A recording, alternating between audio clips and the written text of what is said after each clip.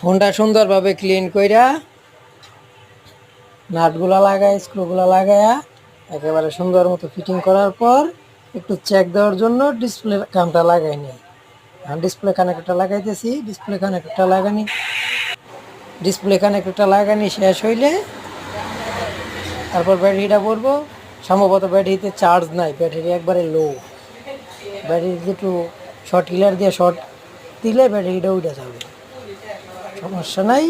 আগে চার্জারের পিনটা লাগাই। সেট যদি ফোনে ব্যাটারিতে চার্জ নাও থাকে তাও বাড়ি দিবে, চার্জিং লোগো শো করবে। তো ব্যাটারিটা লাগাইলাম, আমি চার্জারটা কানেক্ট করি। চার্জারটা কানেক্ট করে দেখি যে চার্জিং লোগো আসে কি না।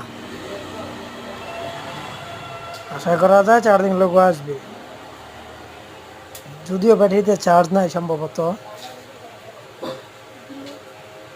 হ্যাঁ, এই তো চার্জিং লোগো আইসা পড়ছে। যদি চার্জ হয় তাইলে তো ভালো, আর যদি না হয় তাহলে ব্যাটারি একটু শর্ট দিয়ে চার্জ উঠাই দিতে হবে, সমস্যা নাই ওগুলা। না, ব্যাটারিতে চার্জ নাই, ব্যাটারি একদম খালি।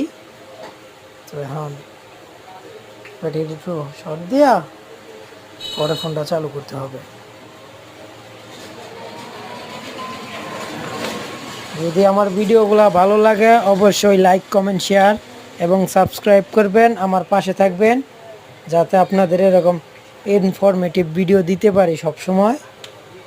আমার জন্য সবাই দোয়া করবেন, আর আপনারা সকলে ভালো থাকবেন, সুস্থ থাকবেন এই কামনা করি। দয়া করে সাবস্ক্রাইব করবেন চ্যানেলটা।